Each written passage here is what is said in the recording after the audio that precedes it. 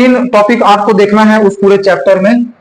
एक तो है कौन सा, मनी, दूसरा है बैंक, जिसमें बैंक के अंदर ही क्या जाएगा, क्रेडिट। हाँ ठीक है, वो पूरा मनी का हिस्सा है, ठीक है ना। उसके बाद बैंक के अंदर ही आपको क्रेडिट मिल जाएगा, और इसके बाद इसी में एक और छोटा सा टॉपिक दिया है, वो है आरबीआई के बारे में। ये तीन टॉपिक आपको करना है, कौन सा, money, bank, credit, bank credit एक साथ में, और तीसरा जो सबसे बड़ा टॉपिक है वो है आरबीआई। मैं फिलहाल आरबीआई को छोड़ के चलूंगा, क्योंकि आरबीआई को अलग से करना पड़ेगा। आपकी बुक में बैंकिंग को लेकर के यानी कि आरबीआई को लेकर कुछ पॉलिसीज दी हुई है, लेकिन सिर्फ ये बताया गया है कि जो आरबीआई है केवल बैंकों को रेगुलेट करने का काम करता है, जबकि आरबीआई के इसके अलावा बहुत सारे काम है। ठीक है, सबसे पहली बात तो क्रेडिट, ये आरबीआई का काम होता है, जिसको पढ़ा जाएगा मॉनिटरी पॉलिसी के अंतर्गत, मौद्रिक नीति कहते हैं इसे। ठीक है, कि कब बाजार में महंगाई लाना है, कब महंगाई कम करना है, ये सारे काम कौन रेगुलेट करता है, आरबीआई रेगुलेट करता है। तो आरबीआई अपने आप में बहुत बड़ा टॉपिक है, हालांकि तुम्हारे बुक में उतना डिटेल में गया नहीं है, तो उसको भी मैं नॉमिनल टाइप का सिर्फ फंक्शंस ऑफ आरबीआई लिख के छोड़ दिया है। ठीक है, आरबीआई क्या होता है, उसकी स्थापना कब हुई थी, और क्योंकि आरबीआई अपने आप में बड़ा टॉपिक का कारण यह है कि बैंकों से लेकर के हमारे देश में दो घटनाएं घटी हैं, एक तो नेशनलाइजेशन ऑफ बैंक्स, ठीक है, और दूसरा एक होता है कि बैंकिंग का विलय। आप लोग देखते हैं कि बहुत सारे बैंक डूब जाते हैं, बर्बाद हो जाते हैं, बंद हो जाते हैं, कर्जे में आ जाते हैं, तो उन बैंक्स को दूसरे बैंक के साथ में क्या कर दिया जाता है, उनको विलय कर दिया जाता है, मिक्स कर दिया जाता है। जैसे अभी हाल ही में देना बैंक और कौन सा, बैंक ऑफ बड़ौदा, अगर आप जाएंगे यहाँ से गुजरेंगे ना, तो बैंक ऑफ बड़ौदा जो पहले पुराना स्टेट बैंक था, उसके सामने में जाके बोर्ड को देखेंगे तो उसमें देना बैंक भी लिखा है और बैंक ऑफ बड़ौदा भी लिखा है। इसका मतलब क्या, दोनों बैंक को क्या कर दिया गया, मर्ज कर दिया गया है। ठीक है, ऐसा भारत में किया जाता है, जिससे बैंकों की जो संख्या है वो कम ज्यादा होती रहती है। ठीक है, तो आरबीआई में बहुत कुछ पढ़ना है, लेकिन मैं उसको फिलहाल नहीं करा रहा हूं, क्योंकि इसको मैं अलग से कराऊंगा आरबीआई को। ठीक, सबसे पहला टॉपिक क्या होगा, मनी। ठीक है, मनी, इसको हिंदी में क्या कहते हैं, मुद्रा। पैसा जैसा कोई चीज होता ही नहीं, जो होता है वो क्या होता है, मुद्रा। ठीक, जब पूछा जाए कि मुद्रा क्या है, तो सबसे पहला काम क्या बताएंगे, विनिमय का साधन है। विनिमय समझते हैं आप लोग, मैं जानबूझ के हिंदी इंग्लिश दोनों लेके चलूंगा, क्योंकि इंग्लिश में बैंकिंग और ये सब में बहुत कॉम्प्लिकेटेड वर्ड्स मिलेंगे आपको, जिसको आपको हिंदी में समझना जरूरी है। ठीक है, विनिमय का क्या है, साधन है। इंग्लिश में क्या कहेंगे, mode of exchange, mode of exchange. ठीक, मुद्रा वास्तव में कुछ नहीं है, विनिमय का यानी कि मोड ऑफ एक्सचेंज है। पहले क्या किया जाता था, सामान के बदले सामान लेते थे, पहले क्या होता था, वस्तु विनिमय कहते हैं इसे, गुड्स एक्सचेंज किया जाता था। तो बस उसको हटा करके किसको इंट्रोड्यूस किया गया है, मनी को इंट्रोड्यूस किया गया है। तो जब कभी मनी को डिफाइन करना हो, तो मनी को डिफाइन करते हुए आप बताएंगे, मनी वो है जो क्या करता है, मूल्य का निर्धारण करता है। किसका निर्धारण करता है, मूल्य का, यानी किसका, वैल्यू। ठीक है, किसको डिसाइड करता है, किसी भी वस्तु के या सामान के वैल्यू को डिसाइड करता है कौन, पैसा। कि कोई सामान कितना सस्ता है, कितना महंगा है, उसका दाम कितना, तो वैल्यू ही तो हुआ ना उसका। हाँ कि नहीं भाई, आप अभी देखेंगे कि मुद्रा का अपना कोई अस्तित्व नहीं है, जैसा सामान होता है उसके हिसाब से उसकी वैल्यू होती है, और वैल्यू को किसके टर्म्स में नापते हैं हम लोग, मुद्रा या मनी के टर्म्स। तो इसको हम एक तरीके से ये भी कह सकते हैं कि ये क्या है, यूनिट ऑफ मेजरमेंट है, यानी क्या, नापने की इकाई है, मुद्रा कह सकते हैं ऐसा। ठीक, उसके अलावा क्या कहेंगे, ये मूल्य का संचय, मूल्य का संचय, यानी कि क्या, स्टोर ऑफ वैल्यू है। स्टोर ऑफ वैल्यू मतलब क्या, संपत्ति का नाम, संपत्ति शब्द जानते हैं, कैपिटल होता क्या है वो, आप पैसा ही तो स्टोर करके रखते हो। भाई आपने जमीन खरीद लिया, आपने गोल्ड खरीद लिया, तो वास्तव में हुआ क्या, आपने किसको स्टोर करके रखा हुआ है, वैल्यू को, जिसको क्या बोलते हैं, मूल्य। मूल्य और कीमत अलग अलग चीजें हैं, प्राइस और वैल्यू दोनों अलग अलग चीजें हैं। ठीक है, उसके अलावा क्या बताएंगे, परचेस पावर पैरिटी सुना है कभी, ये क्रय शक्ति का निर्धारक है, क्रय शक्ति का निर्धारक है, इसको बोलते हैं परचेस पावर। आप कितना खरीद सकते हैं, वो ये कौन डिसाइड करता है, मुद्रा डिसाइड करता है। पर्याप्त है इतने डेफिनेशंस, आपके बुक में केवल ये है। ठीक, कि पैसा क्या है, तो पैसा मोड ऑफ एक्सचेंज है, यानी कि पैसे की सहायता से हम वस्तुओं को क्या करते हैं, आदान प्रदान करते हैं। इसके अलावा क्या बताएंगे, ये वैल्यू को डिसाइड करता है। क्या बताओगे, यूनिट ऑफ मेजरमेंट है, यानी कि किसी वस्तु के मूल्य का मापक है ना। इसको लिखो यहां पर, क्या है ये, मूल्य का मापक है, measurement of unit of measurement, उसके बाद मूल्य का संचय है, स्टोर ऑफ वैल्यू है, ठीक है। और क्या करता है ये, क्रय शक्ति को डिसाइड करता है, या क्रय शक्ति का क्या है, निर्धारक है, ऐसा आप कहेंगे। तो वो क्या होगा, पैसा या मुद्रा। ठीक ठीक है। अब किसके बाद आगे चलते तो किस पर चले, मुद्रा का विकास यानी कि डेवलपमेंट ऑफ मनी। मुद्रा का विकास कैसे हुआ, मतलब पैसा प्रचलन में आया कैसे। अच्छा, इससे पहले एक छोटा सा टॉपिक है, इस पर लेके बात करना। हाँ, मुद्रा का सबसे पहला काम क्या था, विनिमय का साधन था। तो विनिमय का साधन पहले अगर देखा जाए, थोड़ा हिस्टोरिकल बैकग्राउंड में जाए, तो सबसे पहले मुद्रा के स्थान पर क्या किया करते थे लोग, वस्तु का आदान प्रदान करते थे। क्या करते थे, वस्तु का, ऐसे लिखते हैं आदान प्रदान कि कुछ और लिखते हैं, यानी कि क्या करते थे, एक्सचेंज ऑफ गुड्स होता था। इसकी कुछ अपनी समस्याएं थी, जिसकी वजह से क्या किया गया, मुद्रा को इंट्रोड्यूस किया गया। इसकी समस्याओं पर अगर बात करें तो इस पे सबसे पहले समस्याओं पर क्या होगा, क्या लिखा हुआ है, इसकी आवश्यकता, नीड्स, ये प्रॉब्लम है इसकी। कैसे, मान लो दो लोग हैं, एक के पास क्या है, गेहूं है, एक आदमी ए है, दूसरा आदमी बी है। एक के पास गेहूं है, एक के पास चावल है, लेकिन जिसके पास चावल है उसको गेहूं नहीं चाहिए। बात समझ में आ रही है, जिसके पास में चावल है उसको क्या चाहिए, गेहूं नहीं चाहिए। तो क्या उनके बीच में एक्सचेंज हो सकता है, कोई है क्या वहां, ठीक, चलो छोड़ो। क्या कह रहे हैं, मान लो ये नीड्स पर डिपेंड करता है, मैं कह रहा हूं ये इसकी समस्या है भाई, कि वस्तु विनिमय की जगह पर मुद्रा को क्यों कहना चाहिए कि इंट्रोड्यूस किया गया था। पहला आवश्यकता या नीड्स की हम बात करते हैं। मान लेते हैं कि दो लोग हैं, एक के पास में गेहूं है, दूसरे के पास में चावल है, ठीक है ना। अब दोनों के बीच में एक्सचेंज कब होगा, जब दोनों को एक दूसरे का सामान चाहिए होगा, हाँ कि नहीं। अब मान लो गेहूं वाले को चावल नहीं चाहिए, चावल वाले को गेहूं नहीं चाहिए, तो क्या दोनों के बीच में एक्सचेंज हो पाएगा, नहीं हो पाएगा। तो नीड्स मतलब जिन सामान का अदला बदली करना है वो उसकी आवश्यकता उन दोनों को होनी चाहिए, हाँ कि नहीं। तो एक समस्या किस चीज को लेकर के है, नीड्स को लेकर के है। दूसरा, वस्तु विभाजन, वस्तु विभाजन की समस्या होती है। वस्तु विभाजन की समस्या का मतलब समझिए, मान लो किसी के पास एक बकरी है, ठीक है, और उसको उस बकरी के बदले में क्या क्या चाहिए, कपड़ा, रोटी और क्या, अनाज, कपड़ा और एक दो सामान और कुछ चाहिए, मान के चलो कुछ औजार वगैरह चाहिए उसको, टूल्स। अब वो सबको आधे आधे तो नहीं बेच सकता, बेच सकता है क्या। अब ये मैं एग्जांपल बकरी का लिया हूं, ऐसे बहुत सी चीजें हो सकती हैं, लेकिन ये मेरे को सूटेबल लगा और किताब में वही दिया हुआ है, सबसे सूटेबल एग्जांपल है। अब अगर उसको एक्सचेंज करना है तो किसी ऐसे आदमी का ग्रुप ढूंढना पड़ेगा, या ऐसे आदमी के पास जाना पड़ेगा जिसके पास ये सारी चीजें उपलब्ध है, तभी वो एक्सचेंज कर पाएगा। तो सही बात है कि नहीं, है ना, कि आधा काट के आज रख लिए बाकी कल दे देंगे, ऐसा तो काम नहीं हो सकता, और तो आज ही देना पड़ेगा, हाँ कि नहीं। तो दूसरी समस्या किस चीज की होती है, वस्तु विभाजन की। समझ में आ गया, आपको ये सारी चीजें ध्यान रखनी है बस, कि अगर कभी धोखे से पूछ लिया गया कि क्या समस्या है या क्या क्या फायदे हैं उसके, तो सारी चीजें आप बता सकते हैं। क्लियर है क्या, समझ में आ रहा है। दूसरा समस्या क्या होता है, वस्तु विभाजन की समस्या होती है। तीसरा क्या है, मूल्य मापन में समस्या होती है। मूल्य मापन में यानी कि वैल्यू मेजरमेंट में समस्या होती है। कैसे, मेरे पास सोना है, उसके पास चावल है, तो 1 किलो सोने के बदले में 1 किलो चावल।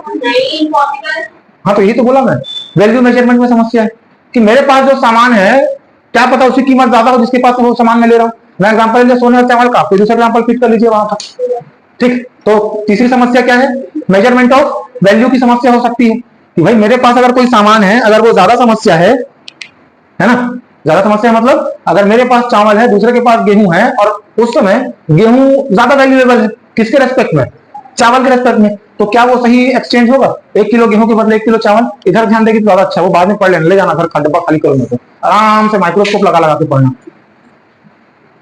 समझ में आ गया। चौथा number, purchase power. Purchase power, इसको हिंदी में क्या कहते हैं, क्रय शक्ति। आपने आपके पास क्या है, संपत्ति है, संपत्ति के रूप में मान के चलो कि आपके पास में एक जमीन का टुकड़ा है, क्या है, जमीन का टुकड़ा है। तो क्या जमीन के टुकड़े के बदले में चावल विनिमय कर सकते हो, जिसको जमीन का टुकड़ा दोगे उसको तो वहीं पे आकर रहना पड़ेगा, ठीक। तो एक तरह से कह सकते हैं क्या, पोर्टेबिलिटी नहीं होती इसमें। समझ पा रहे हैं समस्याओं को, वस्तु विनिमय की क्या क्या समस्याएं हैं? तो एक समस्या ये है कि जो जिन वस्तुओं का आप एक्सचेंज कर रहे हो वो उन दोनों की नीड्स होनी चाहिए। मतलब अगर चावल के बदले में गेहूं लेना है तो जिससे को गेहूं दे, चावल आप दे रहे हो गेहूं के बदले, उसको चावल मांगता भी तो है, तभी तो काम का है। अदरवाइज क्या होगा, वो एक्सचेंज नहीं हो पाएगा। ये पहली समस्या। दूसरी समस्या क्या है? किसी वस्तु का आप विभाजन नहीं कर सकते, उसका पार्टीशन नहीं कर सकते। कभी कभी सिचुएशन ऐसा होता है कि जिन वस्तुओं को आपको एक्सचेंज करना है उसके टुकड़े नहीं किए जा सकते, ये समस्या होती है। तीसरी समस्या क्या होता है? मेजरमेंट ऑफ वैल्यू, यानी कि हो सकता है कि आप जिन सामान का अदला बदली कर रहे हैं उसका वैल्यू उसके मुताबिक आपको ना मिल रहा हो। ठीक। चौथी समस्या क्या थी? क्रय शक्ति की क्षमता, क्रय शक्ति की समस्या है, यानी कि परचेस पावर की। कहने का मतलब यह है कि कुछ चीजें ऐसी होती हैं जिनको आप एक्सचेंज नहीं कर सकते, एक्सचेंज करने के लिए वहीं पर आपको सेटल होना पड़ेगा। ठीक है, तो ये समस्या है किसको लेकर के? एक्सचेंज ऑफ मनी को लेकर के। ठीक है, समझ में आया? अब इसके बाद किस पे चले? मुद्रा के विकास पर, यानी कि डेवलपमेंट ऑफ मनी। ये समझ में आया क्या कि वस्तु विनिमय क्यों एक समय के बाद में बंद कर दिया गया? आपके ने वस्तु विनिमय दिया हुआ है, कुछ कुछ प्रॉब्लम्स पर डिस्कशन किया गया होगा, वो आप बुक रीडिंग लगाए होंगे तो आपको पता चलेगा है कि कोई समस्या पर बात की गई है क्या? की गई होगी संभवतः। अब आते हैं किस पर? मुद्रा का विकास। इसको क्या कहेंगे? Development of money. तो डेवलपमेंट ऑफ मनी मतलब सबसे पहले मुद्रा का क्या स्वरूप था? सबसे पहले जो मुद्रा थी वो कौन सी मुद्रा थी? पशु मुद्रा थी। ऋग्वेद, वैदिक लिटरेचर में आप देखेंगे सारी इकोनॉमी गाय के ऊपर बेस्ड थी। सारा इकोनॉमी, सारा टाइमलाइन, मतलब उस समय गाय को बहुत बहुमूल्य समझा जाता था। शाम के टाइम को गोधूली बेला पढ़े कभी? सारे वर्ड थे, सभी के सभी वर्ड्स केवल गाय से रिलेटेड थे। अगर आप एंशियंट लिटरेचर की बात करेंगे, किसकी? वैदिक लिटरेचर की मैं बात कर रहा हूं, तो उस समय गाय को मुद्रा का स्वरूप समझा जाता था। सबसे रईस या कोई राजा अगर है तो वो राजा इसलिए है क्योंकि उसके पास 1,500-2 हजार गाय हैं। बात समझ में आ रही है? ठीक है, सारा समय, अगर किसी रास्ते को भी नापना है, टाइम को नापना है, ठीक, तो सभी चीजें किससे रिलेटेड होती थी? गाय से रिलेटेड होती थी। कभी इसको गूगल में सर्च कीजिएगा, आपको सारी चीजें मिल जाएंगी। जैसे शाम के समय को बोलते हैं ना गोधूली बेला, तो वो क्या होता है? गाय के वापिस आने का समय होता है, इसलिए उसका टाइम ही वही है। हाँ, तो उस समय क्या मुद्रा क्या थी? तो सबसे पहली मुद्रा के रूप में किसको देखा जाता था? पशु मुद्रा होती थी। पशु मुद्रा में मुख्य रूप से किसको? गाय को। समय के साथ वो बदला किससे? वस्तु से। आपने किसको एक्सचेंज करना शुरू किया? गुड्स को। पहले क्या था? काउ। गाय को मुद्रा के रूप में माना जाता था। उसके बाद में गुड्स, वस्तु विनिमय स्टार्ट हुआ। इस चीज से तो आप परिचित हैं, शायद गाय से परिचित नहीं थे। नहीं थे क्या? बहुत सारे नाम मिलेंगे, कुछ शायद मेरे को याद भी है। जो गाय का दूध दूहने वाली जो लड़की होती थी, जो प्रॉपर यही काम करती थी, उसको दुहिता कहा जाता था। बहुत सारे राजा को भी, जिस पर बहुत सारे गाय हैं, मैं बताऊंगा कभी आपको रिकॉल करके। ठीक है, हिस्ट्री में पढ़ते हैं इसको। समझ में आया? ये दो चीज समझ में आई क्या? वस्तु विनिमय के बाद में आपको आगे मिलेगा कौन सा? धातु मुद्रा। सिक्के ढालना शुरू करेंगे, कॉइन्स, किसके? बहुत जो बहुमूल्य मेटल्स होंगे। ठीक है, क्या आएगा? धातु मुद्रा, यानी कि कॉइन्स के रूप में मुद्रा का प्रचलन शुरू होगा। इसके बाद में, अच्छा कौड़ी भी तो था, मैं मिस कर गया उसको। बोलते हैं आज ही, बोलते हैं मेरे पास फूटी कौड़ी नहीं है ना, तो शायद मैं कौड़ी मिस कर गया इसमें। ये पशु मुद्रा के बाद ही होना, नहीं, धातु के बाद, वस्तु विनिमय के बाद होना चाहिए था। तो यहाँ पर लिख लो, और ठीक है, धातु मुद्रा को लेके चलो, वो कौड़ी को भी आप लोग एड ऑन कर लेना अगर पूछा जाता है तो। डेवलपमेंट ऑफ मनी, ठीक है क्या? यहां तक कोई दिक्कत? कॉइन्स के बाद में क्या आएगा? लगभग 17th सेंचुरी के आसपास। कब? 17th सेंचुरी के आसपास में सबसे पहले कौन सी मुद्रा आएगी? कागजी मुद्रा। ठीक, मतलब मुद्रा का रूप कौन ले लेगा? पेपर। ठीक है, और इसी पेपर मनी को ही क्या कहा जाएगा? लीगल मनी कहा जाएगा।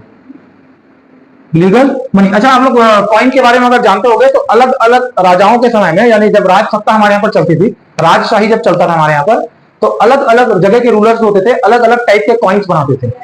कहीं हमारे इंडिया में ही चांदी का, सोने का, इवन कांच का भी सिक्का चलता था। ठीक है, तो अलग अलग रूलर्स अलग अलग तरह के कॉइन चलाते थे। थोड़ा एक्टिव होके बैठ, कैसे मुरझा जाता है, वक्त वक्त प्राण निकलने वाला टाइप का। एक तरफ बाजू वाला ऐसे ही बैठा हुआ है, तो एक्टिव होके बैठ यार।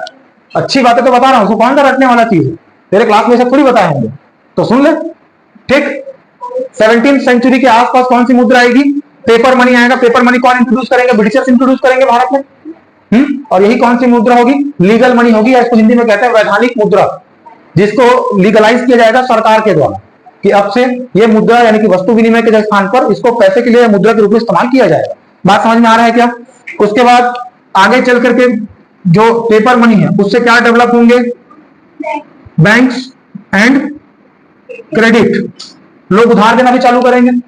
ये भी मुद्रा का एक स्वरूप है, कर्जा, हाँ कि नहीं? फिर एट लास्ट सबसे अभी करंट में क्या चल रहा है? Plastic money.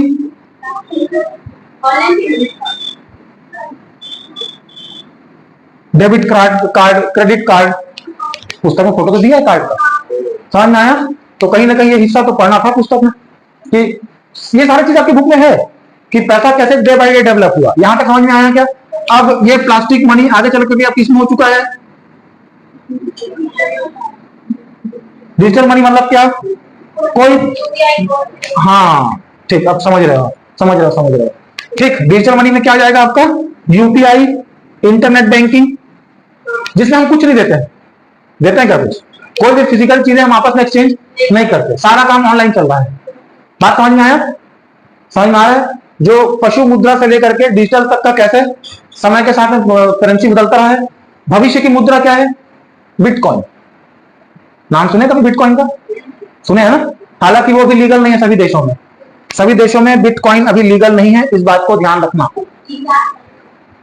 ये नया टाइप का पैसा है जो मार्केट में आ रहा है। इसमें का पैसा कैसे दिखता है? मोबाइल में सिर्फ नंबर दिखता है, पैसा दिखता है कैसे? हाँ तो फिर कौन है ये औरत? सबसे नीचे ढकेलो इसको। बिटकॉइन कैसे दिखता है बोलती? मैं बोला हाँ, ऐसा कुछ ऐसा रहता है, वैसे बीच में कॉइन लगा रहता है, बी में बी बना रहता है, ऐसा बीच में ऐसा दिखता है इसको।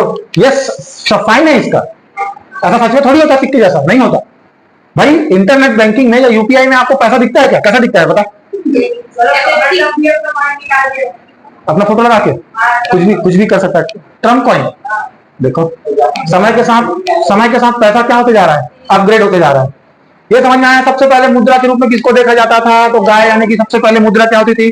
पशु मुद्रा होती थी। लोग लड़ते भी थे गाय के लिए, हाँ।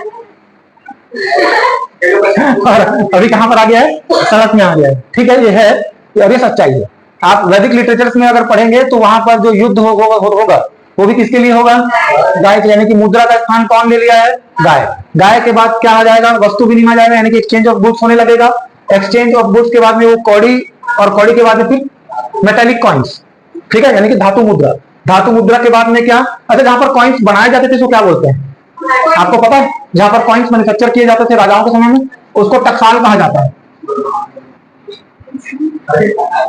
हाँ, टकसाल टकाल एक ही है, समझ में आया? जहां पर कॉइन्स छापने, हाँ गलत है? इंग्लिश का कि हिंदी का? हाँ गलत है। कहाँ पर मिस्टेक है?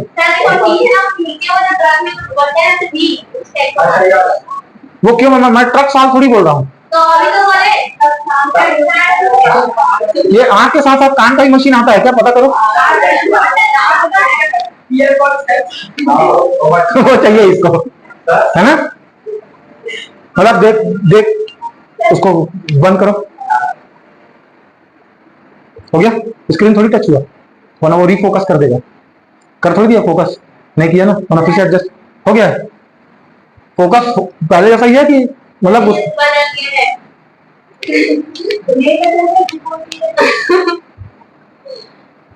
इसको बहुत इच्छा से कूदने की। सिद्धार्थ, ट्यूशन के बाद रुकना है 5 मिनट। पीला टी शर्ट वाली को निपटाना है, छत से नीचे फेंकेंगे। चलो ठीक, चल ध्यान दो, जोक सपाट। ये समझ में आ गया? जहां पर कॉइन्स बनाए जाते थे इसको टकसाल कहते हैं। कॉइन्स को फिर रिप्लेस किया किसने? पेपर मनी ने, यानी कि कागजी मुद्रा ने। ये 17वीं सेंचुरी के आसपास इंट्रोड्यूस किया गया था। आप एंशिएंट हिस्ट्री यानी कि प्राचीन भारत का इतिहास पढ़ेंगे तो वहां पर केवल आपको धातु मुद्रा ही दिखाई देगा। ये दोनों, पशु मुद्रा और धातु मुद्रा, ये दोनों ही आपको दिखाई देगा। ठीक है, उसके बाद ये कागजी मुद्रा कहां पर? बैंक्स एंड क्रेडिट फैसिलिटी को। प्लास्टिक मनी से डिजिटल मनी, और आज कुछ भी चेंज हो सकता है, कोई ठिकाना नहीं है। समझ में आ गया? तो ये क्या है? डेवलपमेंट ऑफ मनी, यानी पैसे का स्वरूप समय के साथ में कैसा बदलता गया, उन सभी के बारे में आपको देखना था। ठीक है क्या? ये डाइजेस्ट कर पा रहे हो? डाइजेस्ट हो जाएगा, पचा लोगे? पक्का ना? ठीक, आगे बढ़े। अब characteristics of money. Characteristics of money, पैसे दो प्रकार के होते हैं, एक गुड मनी, दूसरा बैड मनी। अच्छा पैसा, बुरा पैसा। ठीक है, तो ये जो हम कैरेक्टरिस्टिक्स पढ़ेंगे, ये गुड मनी का कैरेक्टरिस्टिक्स पढ़ेंगे। मार्केट में जब कभी खराब मुद्रा आती है तो वो खराब मुद्रा अच्छी मुद्रा को रिप्लेस कर देती है। कहने का मतलब कि अगर मार्केट में फटा हुआ नोट है और एक अच्छा नोट है तो लोग अच्छा नोट रखते हैं, फटा नोट मार्केट में चलाते हैं। ऐसे समझ सकते हैं इसको, ठीक है ना, गुड मनी और बैड मनी को।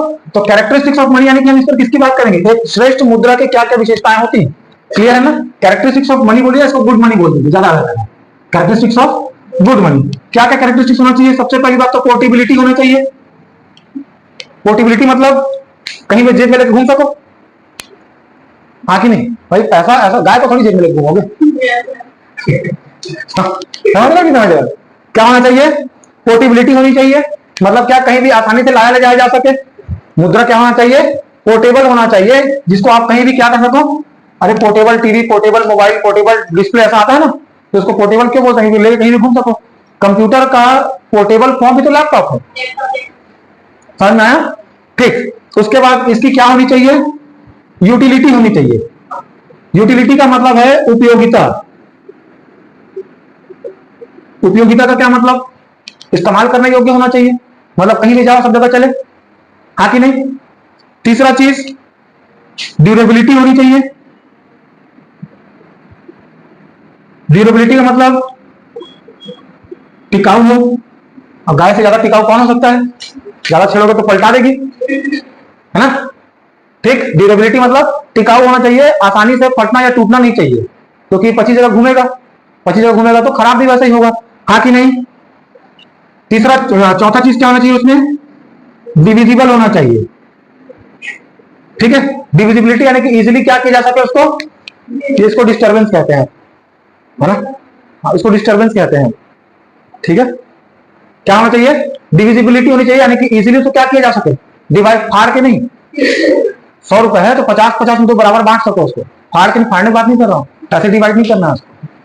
समझ में आ गया? क्या होना चाहिए इसमें? डिविजिबिलिटी होना चाहिए। उसके बाद 5वां नंबर का होमोजीनियस होना चाहिए। होमोजेनिटी मतलब क्या होगा? एक जैसा, तेरे पास 20 का नोट, मेरे पास 20 का नोट, दोनों अलग अलग नहीं होना चाहिए। समझ में आ रहा है कि तेरे पास जो 20 रुपए लिखा है उसका वैल्यू अलग, मेरे पास जो 20 रुपए लिखा है उसका वैल्यू ये नहीं होना चाहिए। मतलब क्या होनी चाहिए? एक रूपता होनी चाहिए। उसके बाद में 6वां नंबर लगभग एक जैसा दिखेगा, स्टेबल होना चाहिए। स्टेबल मतलब उसकी वैल्यू फिक्स होनी चाहिए, स्थिर होनी चाहिए। ठीक है, मतलब समय के साथ ना बदले, जैसे अभी रुपया और डॉलर बदलते रहता है एक्सचेंज, तो वो नहीं होना चाहिए ज्यादा उसमें, यानी कि थोड़ी इसमें क्या होनी चाहिए? स्टेबिलिटी होनी चाहिए। समझ में आया क्या? समझ में आ रहा है? उसके बाद अरे यार तुम स्नूज किए थे क्या? उसको ऑफ करना था उसको, अब नहीं परेशान करेगा। वो रिकॉर्ड हो भी रहा है कि नहीं हो रहा है? हो रहा है, पूरी कहानी फिर चालू करनी पड़ेगी मेरे को। ठीक, समझ में आया क्या? स्टेबल होना चाहिए यानी कि स्थिर होना चाहिए। 7वां पॉइंट क्या बताएंगे? 7वां पॉइंट आप बताइए क्या? इस पर क्या किया जा सके? क्रेडिट किया जा सके, इसको कर्ज में दिया जा सके, या साख सृजन किया जा सके, ये कह सकते हैं। क्या किया जा सके? क्रेडिट इस पर किया जा सके। बात समझ में आया? तो ये सभी कैरेक्टरिस्टिक्स, 7 जो कैरेक्टरिस्टिक्स हैं वो किसके लिए हैं? मुद्रा के लिए। एक गुड मनी में ये 7 क्या होना चाहिए? विशेषताएं होनी चाहिए। समझ में आया क्या? यहां तक का मामला क्लियर है? डाइजेस्ट हो पा रहा है? ज्यादा डिटेल्ड है क्या? हाँ, ज्यादा डिटेल्ड है, और ऐसे कोई कॉम्प्लिकेटेड पॉइंट्स नहीं आ रहे हैं। ये सभी पॉइंट्स वही हैं जो आप जानते हैं या जनरली लिख सकते हैं उसके बारे में, इसलिए बताना जरूरी था। आगे बढ़े। अब इसके बाद क्या? तो इसके बाद functions of money. Functions of money, पैसा का क्या काम करता है? तो पैसा 3 तरह से काम करता है। एक प्राइमरी काम होता है, एक सेकेंडरी काम होता है, और एक तीसरा इसको बोलते हैं कॉन्टिंजेंट, यानी आकस्मिक। देखो आकस्मिक ज्यादा आसान शब्द है ना, वेलकम टू कॉमर्स। ठीक है, इकोनॉमिक्स पढ़ेंगे तो ऐसे खराब खराब वर्ड्स मिलेंगे आपको, और ये इकोनॉमिक्स का ही पार्ट है। ठीक, प्राइमरी फंक्शन क्या क्या होते हैं पैसे के? तो आप बताइए कि ये क्या है? मोड ऑफ एक्सचेंज था, उसके बाद मेजर ऑफ वैल्यू था, मेजर ऑफ वैल्यू है। उसके बाद ठीक, बस ये तो याद रखो इसमें, बाकी तो और बता चुके ना, स्टोर कर सकते हैं, हाँ कि नहीं। ठीक है, तो ये कौन कौन से काम हो जाएंगे इसके, प्राइमरी फंक्शन हो जाएंगे। सेकेंडरी फंक्शंस में क्या कहेंगे, ये इससे क्या किया जाता है, भुगतान किया जाता है। आप क्या करते हैं, पेमेंट करते हैं। ये स्टोरेज ऑफ वैल्यूज का सेकेंडरी फंक्शन है, स्टोरेज ऑफ वैल्यू। ठीक है, यानी कि मूल्य का स्टोर करता है। उसके बाद ट्रांसफर पेमेंट के लिए काम आ जाता है, ट्रांसफर पेमेंट। ट्रांसफर पेमेंट को आप ये कह सकते हैं कि परचेस पावर पैरिटी, कितना क्रय शक्ति क्षमता को भी ये प्रदर्शित करता है।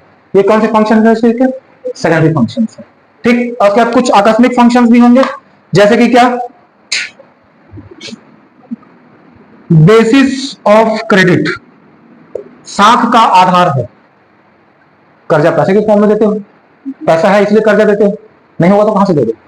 ठीक, उसके बाद क्या है ये, तो डिस्ट्रीब्यूशन ऑफ इनकम, आय का वितरण है। क्या है, आय का वितरण है, यानी कि डिस्ट्रीब्यूशन ऑफ इनकम है। उसके बाद फॉर्म ऑफ कैपिटल, संपत्ति का रूप, आप पैसे को स्टोर करते हो संपत्ति के फॉर्म पे। ये तीन अलग अलग फंक्शन है। आसान है, टफ जा रहा है क्या, नहीं जा रहा है, डाइजेस्ट हो पाएगा ना इजीली। ठीक, आगे बढ़े। अब आते हैं किस पर, टाइप्स ऑफ मनी। थोड़ा स्पीड से चल रहा हूं, कहीं पर लटकोगे या समझ में नहीं आएगा तो मेरे को बताना। ये सारे टॉपिक आपके बुक में है, अगर बुक रीडिंग दिए होगे तो छोटा छोटा एक दो पॉइंट सबको बताया गया है, मैं बस उसको इलेबोरेट कर रहा हूं। ठीक है ना, चलिए उसके बाद किस पर आते हैं हम लोग, टाइप्स ऑफ मनी, यानी कि मुद्रा के प्रकार कौन कौन से हैं। मुद्रा का डिवीजन तीन तरीके से, एक नेचर, लीगैलिटी और मटेरियल। पहला कौन सा, नेचर के आधार पर कि मुद्रा की प्रकृति क्या है। दूसरा कौन सा होता है हमें, लीगैलिटी के हिसाब से। और तीसरा मटेरियल, बनाने में कौन सा मटेरियल को यूज किया गया है, यह है क्या बुक में। मुद्रा के प्रकार, टाइप्स ऑफ मनी। सबसे पहला नेचर के आधार पर दो तरीके के होंगे, कौन कौन से, एक रियल मनी और दूसरा कौन सा, अकाउंट मनी। अकाउंट यानी कि हिसाब की मुद्रा। रियल मनी क्या है, जो आपके देश में प्रचलन में है, जैसे कि क्या, रुपया।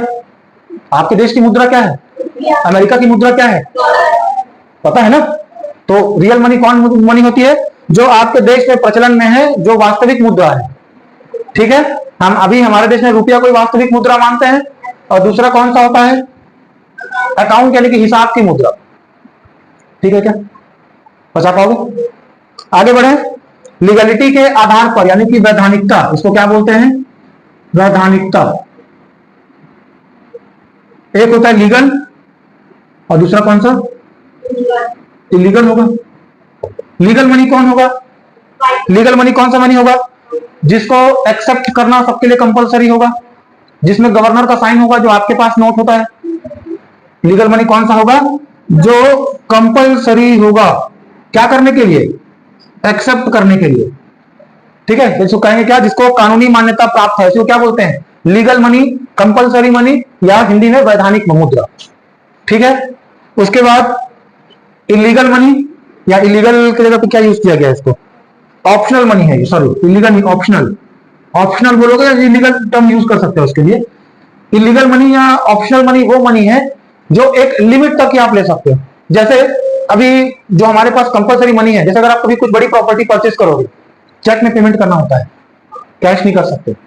तो ऑप्शनल मनी या इलीगल मनी उसे कहेंगे कि जो एक लिमिट तक एक्सेप्टेबल है। जैसे गोल्ड, किसी को दोगे एक सीमा तक एक्सेप्ट करेगा, बाद में बोलेगा भाई बिल ला के दे इसका। क्यों, 1 किलो सोना ले जाकर किसी को दे दिए, अगले दिन बताओ इसके पास 1 किलो सोना है, बिना हिसाब तक खत्म। ठीक है, दूसरा कौन सा मनी है बता रहा हूं, एक वो जो लीगल था, जो सबको एक्सेप्ट करना क्या है, कंपलसरी है। दूसरा वो पैसा है जो कि किस पे एक्सेप्टेबल है, किस तक, एक लिमिट तक, जिसको हम लोग और क्या बोल के चलते हैं, ऑप्शनल मनी बोलते हैं। इसी में एग्जांपल लेते हैं किसका, बिटकॉइन का। ठीक है, क्या हो गया, मार्कर का स्मेल है। ठीक है क्या, तीसरा क्लासिफिकेशन कौन सा है, based on the material used. समझ में आया? Based on what? Material used. कौन कौन सा? इसको मिटा दूं क्या? तुम लोग ने आजकल थोड़ा डिस्टर्ब करना ज्यादा चालू कर दिए हो, पता है? लगता है फिर से स्ट्रिक्ट होना पड़ेगा। थोड़ा सा फ्रीडम है, फ्रेंडली रहो तो तुम लोग कुछ ज्यादा ही फ्रेंडली होने की कोशिश करने लगे हो आजकल, ऐसा मैं देख पा रहा हूँ, है ना? बात बात पे डिस्टर्ब करना, बेवजह दांत दिखाना, ऐसा होने लगा है ना आजकल? हो रहा है ना सर? पिछले साल ऐसा नहीं होता था, सब चुपचाप मुंह में उंगली डाल के बैठे रहते थे, कोई चूचाव भी नहीं करता था। पड़ेगा इस टाइम भी ऐसे। चलिए, मटेरियल यूज्ड के हिसाब से वो मनी होंगे जो मेटल से बने होंगे, जैसे गोल्ड, सिल्वर और क्या कॉपर कॉइन से सभी समय में प्रचलित रहे हैं। उसके बाद दूसरा कौन सा? Standard money. कौन सा money? Standard money. Standard money में ही आता है आपको कौन सा? रुपया, ठीक। और तीसरा नंबर का होता है कौन सा मनी? टोकन मनी, ठीक। टोकन मनी एक तरह से मुद्रा का फॉर्म है जिसकी कीमत स्टैंडर्ड मनी से ज्यादा होती है, इसको हम क्या बोलते हैं? टोकन मनी कहते हैं। स्टैंडर्ड मनी समय के साथ में उतना ही रहता है, टोकन मनी समय के साथ में बदलता भी जाता है। जैसे मान लो कि फॉर एग्जांपल आप चलो कि टोकन मनी कोई एफडी के फॉर्म में है, तो एफडी का आपको इंटरेस्ट रेट मिलता जाएगा तो पैसा बढ़ता जाएगा ना, हाँ कि नहीं? जबकि जो मुद्रा 100 रुपए का नोट रखो 10 साल बाद 100 रुपए ही निकलेगा ना जिससे बाहर कि बदल जाएगा, ऐसा तो नहीं होता? होता है क्या ऐसा?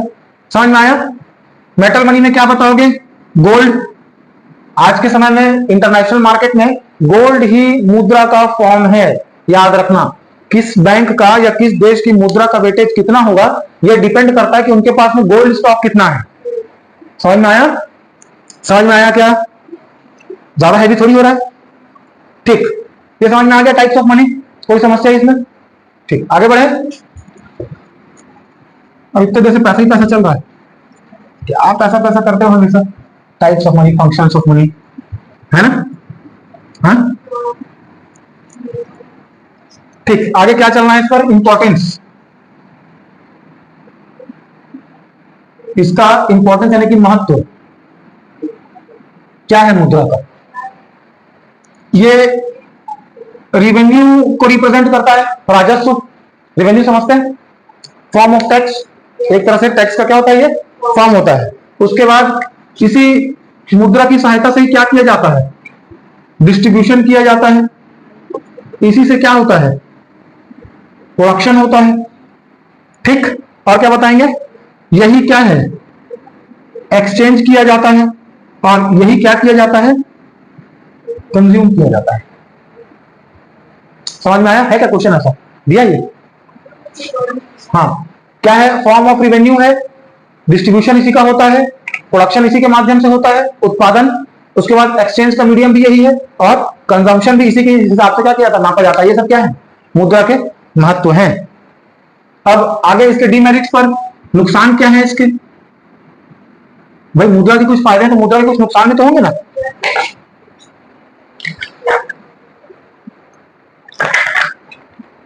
एक घंटा हो गया। डीमेरिट्स में क्या क्या आएंगे? 3 तरह के। आर्थिक, आर्थिक मतलब इंग्लिश में इकोनॉमिक। उसके बाद कुछ इसके कौन से? सामाजिक यानी कि सोशल। और तीसरे कौन से? नैतिक।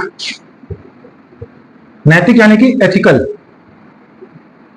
मन गवाही नहीं दे रहा है, एथिक्स, ठीक है। काम तो अच्छा है लेकिन मन गवाही नहीं दे रहा है, करूं कि नहीं करूं, आत्मसम्मान को ठेस पहुंचता है। ये जो बड़ी बड़ी बातें की जाती हैं उसी को नैतिकता कहते हैं, एथिकल वैल्यूज। आर्थिक प्रॉब्लम्स इससे क्या क्या है? कोई फिक्स वैल्यू नहीं है, कभी मुद्रा का कीमत कम या ज्यादा हो जाता है, होता है कि नहीं होता है? कभी 1 रुपए बराबर $1 तो कभी 80 रुपए बराबर $1। तो आर्थिक समस्याएं क्या क्या है मुद्रा को लेकर के? इसकी कोई भी वैल्यू फिक्स नहीं होती है। क्योंकि मार्केट में मुद्रा को इंट्रोड्यूस कर दिया गया है, क्या कह रहा हूं मैं? मार्केट में मुद्रा का प्रचलन है, इसीलिए इससे क्या होता है? अनावश्यक खर्च होता है। जेब में पैसा है चले उठा के कहीं भी घूमना, वरना पहले गाय लेके घूमना पड़ता था जहां भी जाओगे, है क्या? तुमको लग रहा है मैं मजाक कर रहा हूं? आज ना दोपहर में मॉडर्न हिस्ट्री का एक क्लास पढ़ाया हूं बच्चों को, उसमें हम लोग शायद पढ़े भी हैं पिछले साल 9th में कि यूरोप में क्या हो रहा था। इसी चीज का फायदा उठा रहा था पोप। किस चीज का फायदा उठा रहा था? अज्ञानता का, अनपढ़पन का।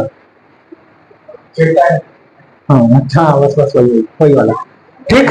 समझ में आया? उसके बाद मुद्रा क्या हो जाता है? हाँ, इसका आवश्यकता से अधिक विनियोग होने लगता है।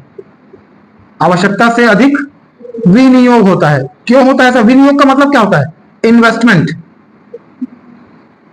जरूरत से ज्यादा क्या करने लगते हैं हम? इन्वेस्ट करने लगते हैं। क्यों इन्वेस्ट करें जरूरत से ज्यादा? तीसरा पॉइंट क्या लिखा हूं मैं? आवश्यकता से अधिक विनियोग।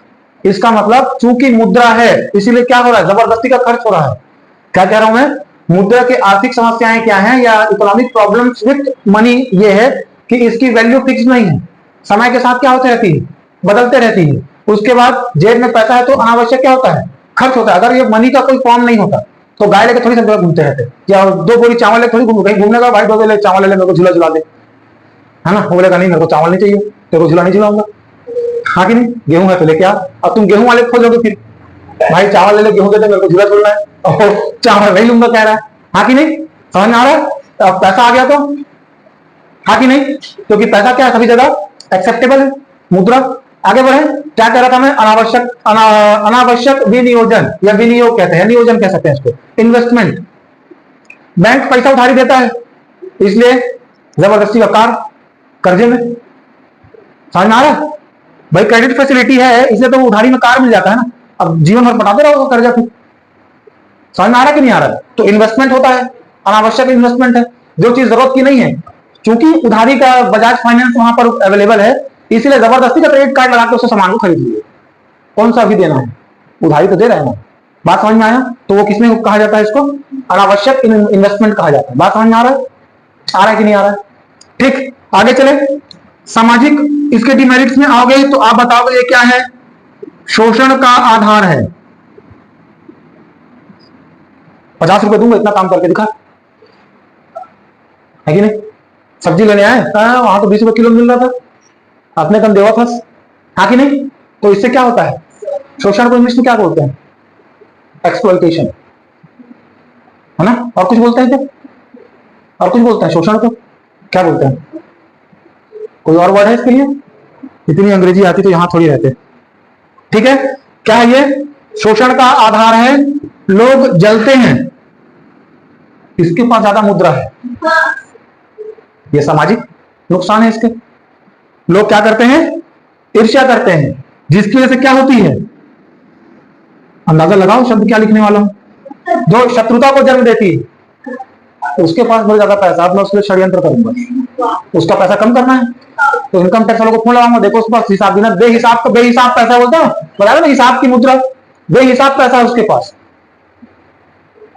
ठीक, और क्या सामाजिक बुराई है? प्रतिष्ठा का संकेत है। जो फेमस है क्योंकि उसके पास ज्यादा क्या है? मुद्रा है। समझ में आया? Indication of prosperity. हाँ कि नहीं? किसका संकेतक है? प्रतिष्ठा का संकेत। अभी आगे तो और मजा आएगा। एथिकल प्रॉब्लम्स इसके साथ में क्या क्या होती है, यानी कि किसमें एथिक्स खराब हो रहा है? तो चूंकि पैसा कमाना है इसलिए लोग किसमें लग जाते हैं? गलत कार्य में लग जाते हैं। क्योंकि क्या चाहिए? पैसा चाहिए। ठीक है, स्मगलिंग, ड्रग्स, प्रोस्टिट्यूशन, ठीक है, ये सभी क्या है? गलत कार्य है जो कि अनएथिकल है। उसके बाद पैसा किसको जन्म देता है? तो लालच को जन्म देता है। ठीक भाई, ये नैतिक बात है ना, लालची है बहुत। उसके बाद इसी के अंतर्गत क्या जाएगा? स्वार्थ कैसे लिखते हैं? स्वार्थ ही ऐसे लिखते हैं कि स्वार्थ बस होता है, ऐसा होता है बस स्वार्थ। स्वार्थी को क्या बोलते हैं इंग्लिश में? क्या बोलते हैं? वो बस घूम रहा है लेकिन मुंह पे नहीं आ रहा है ना। हाँ बस उसको इंग्लिश में बताया तू, मैं तो इंग्लिश में पूछा ना। ओ यस, यही है। ठीक है, समझ में आ गया क्या? तो ये सभी क्या है? मुद्रा के नुकसान है। तो पैसा अगर अच्छा भी है तो पैसा कुछ खराब है। तो अभी आपको पैसे को देखने का नजरिया थोड़ा सा बदला होगा। पैसा वास्तव में है कुछ नहीं, केवल एक्सचेंज ऑफ क्या है? मीडियम।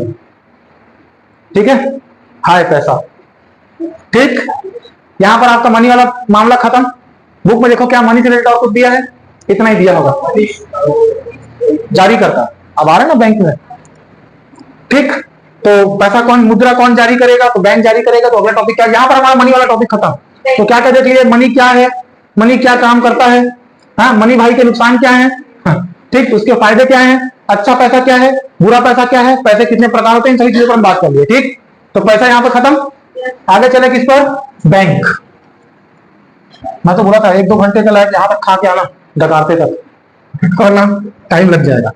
हो गया क्या ये, समझ में आया मनी आपको? अब आपके बुक में मनी से कोई भी क्वेश्चन आ जाए मेरे को नहीं लगता कि छूटेगा। अगला टॉपिक कौन सा, बैंक। ठीक, तो बैंक क्या है, परिभाषा, डेफिनेशन बताओ बैंक का। बैंक किसे कहेंगे, जहां पैसा जमा करते हैं और मतलब जहां जमा करते हैं, जहां से कर्जा लेते हैं। और तो ऐसा कह सकते हैं क्या कि बैंक एक ऐसी संस्था है जो किस पर व्यवसाय करती है, मुद्रा पर।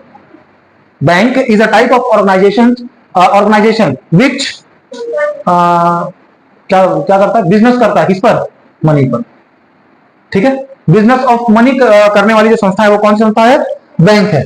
जहां पर क्या बोलोगे, मुद्रा पर व्यवसाय है, मुद्रा पर व्यवसाय, बता पाएंगे इसको?